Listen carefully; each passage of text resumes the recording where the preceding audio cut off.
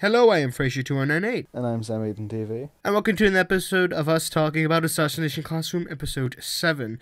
Alright, so this episode is basically the field trip episode. So they get to go visit Kyoto. And so the beginning of the episode is basically Kuro sensei dressed up as like a traditional Japanese lady, you know, with the really white makeup and the little umbrella. A what? A geisha. What's that? That's what they are. Oh, wow, like, sounds like, believable. like white face, flowery coloured dress fans. How do you know this? I just do. I don't know why.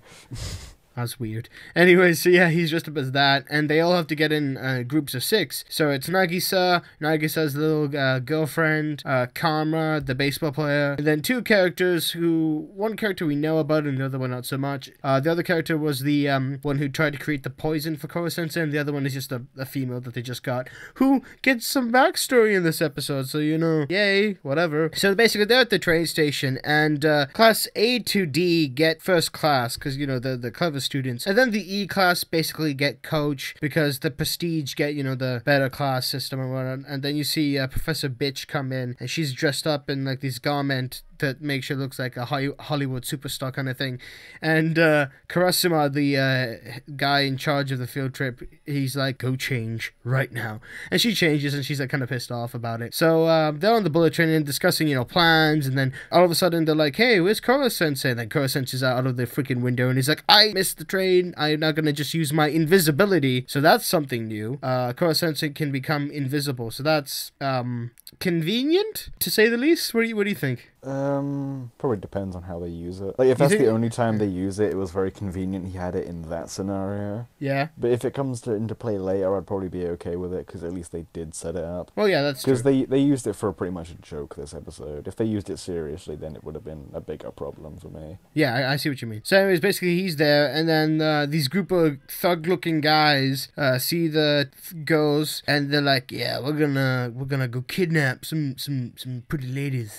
So basically they're on the school field trip, and they're just going around visiting Kyoto, and Kyoto is basically assassination capital for Japan. So thanks, Assassination Classroom, I'm just gonna stay away from Kyoto. And so basically they're walking down this alleyway, and the thugs are there, and they're like, yeah, we're gonna kidnap your ladies. And of course Karma's there, and you think Karma's gonna do some cool things. He does, but initially he gets distracted, and then he gets taken down, because, you know, he is just a kid after all. There's only so much the man can do. And the girls get kidnapped, and by girls, it was only 2 of them, because the third one left to do something else. Never really explained what she had to do. But yeah, so it's Nagisa's girlfriend, and the character who hasn't really been talked about, but she's been talked about in this episode, so I'll explain that in a second. So basically, they get kidnapped, and Nagisa brings out the trusty handbook that Kuro-sensei had made. Basically, Kuro-sensei spent all night making like a handbook of what to do, like 100 souvenirs, where to visit in Kyoto, all the bathroom breaks, like it's just everything in one book that you can imagine. And part of that book actually has, if one of your friends gets kidnapped, here's what to do, and it's all these steps of what to do. And that was pretty funny, wasn't it? Yeah, I like the idea that he just sat down, thought of every single possibility of something that could happen, and just put it into a book. Yeah, that was amazing what he could do. Quite clever. So anyways, basically the girls are in this like abandoned warehouse kind of thing, and so we get backstory on one of the girls, not Nagisa's girlfriend, the one who was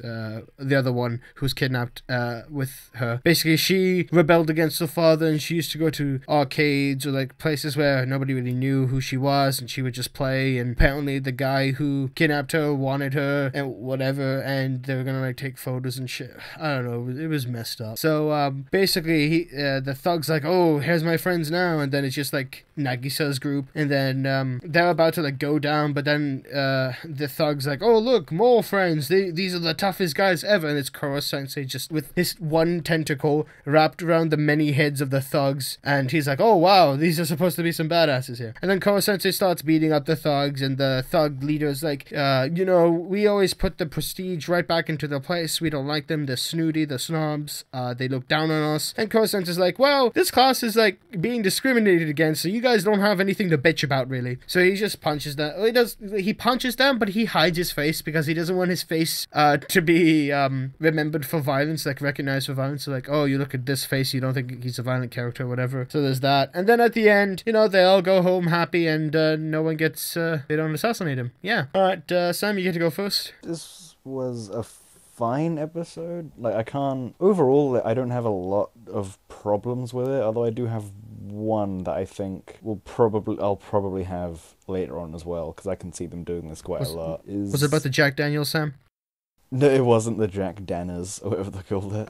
It's... Yeah. They gave the girl a backstory in order for us to get to know her and understand her and stuff like that. That I'm okay with, but I guarantee you she will not be relevant again. Well, you could have said the same thing with the baseball character, but he was relevant, so... Back then, that was like episode 2, so I wasn't sure. And he's not relevant anymore. And she the baseball character's relevant. Baseball character's relevant. Who is he? Can you pick him out of a crowd? Yeah, you can. He's the guy who's always with Nagisa in like all the episodes. Which one? He was with the episode where Kuro Sensei is like in a tree and they're trying to pinata him, and then he's like, Nagisa, let's see your notes and all that stuff. And he's like Nagisa's friend. You see him quite a bit as well as the female. Oh, okay. That might just be me not remembering what he looks like. But he's not important though, is he? He's just there.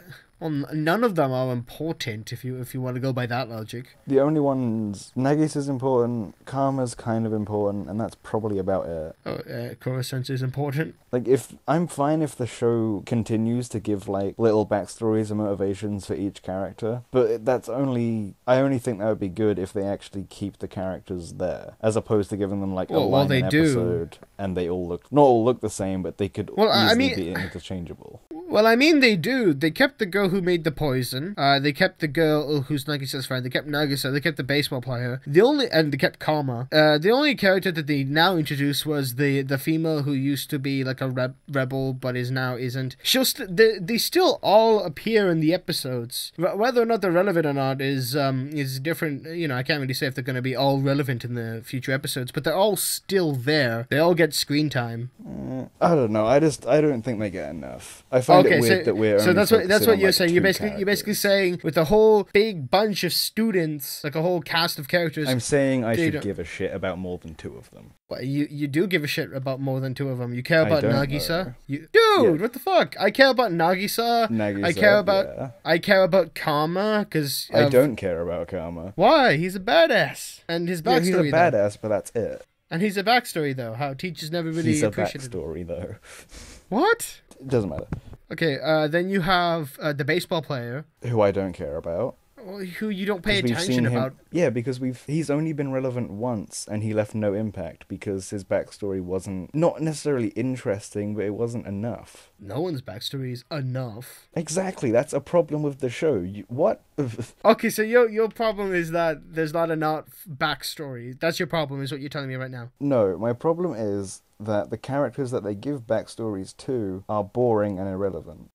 Okay, I explained to you how they're not irrelevant. They may be boring, yeah, fine, I'll give you that, but they're not irrelevant. They are irrelevant. They have a line an episode and they don't do anything. They're multiple stuff. The baseball player as well as Karma and Nagisa were like beating up thugs. All you said is that, Karma can beat up thugs. That means he's a great character. No, that means the baseball player has done nothing of relevance since the baseball episode. Well, they're just talking about assassinating their teacher. What can they do, Sam? Anything. They could at least act as if they are characters more than just random people. Even after the backstory, they don't act any differently to how 10 other of the students act. That's a lie. How is that a lie?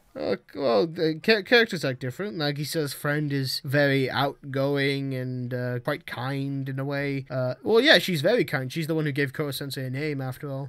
Then you have there are people like that who are kind of distinct, but then there's others who a lot of the characters. Well, I say a lot of the students, because everyone else is kind of fine. A lot of the students are interchangeable. You could take one character, replace it with another character, and no one would care or notice. What? So what you're saying is like this is like Grave of the Fireflies then? How is this anything? Where you don't care about these characters, it's their backstory that kind of gets you. In Grave of the Fireflies, I did care about the characters. I actually didn't. It's their backstory that made it depressing, Sam. Yeah, like, and it's their backstory you could get different characters, add in this tragic backstory, and it would still have the same impact. Yeah, and what I'm saying is, with these characters who still have this backstory, they're still interchangeable, because the only thing that defines them is their backstory. It's not their personality. Karma's personality, his a killer. Yeah, but he doesn't have a good personality. Okay, I would be perfectly content with him dying next episode. No. Okay, yeah. No, you just said they don't have personality. I gave you an example of personality, and you're like, it's not good enough. Yeah, which is why he is probably one of the better characters in the show, but it doesn't mean I have to like him. Okay, Professor Bitch has a personality. Yeah, and I don't want her to die because I like her character. Her character's fine. Karma's isn't. Nagisa has a personality. Yeah, and I'm okay with Nagisa. Okay. The characters that have personality, for the most part, I'm fine with. Apparently, apart from Karma, though. Yeah, apart from Karma. I don't like Karma that much. I love him, man. He's funny. Okay. Yeah, whatever. Okay, so your issue with the show right now is that they could change characters and it wouldn't matter. Yeah, my issue with the show is that a majority of the characters vary from boring to just unlikable. Well, mind you, this is only episode 7. Yeah, I know. I'm not saying it ruins the whole show, because I still like the show. I'm just saying I want that change, and I'm not sure if it will. Okay, I see what you mean. Alright, guys, well, thanks for listening to our long rambling of just some talking and whatnot. Comment down below your thoughts and opinions of this episode. If you like this video, like it. Subscribe to both my channel and Sam Eaton's channel. Link in the description for his. Anyways, I have been Frazier2198. I've been Sam Eaton TV. And we shall see you in the next episode of Assassination Classroom. Bye, guys. Bye.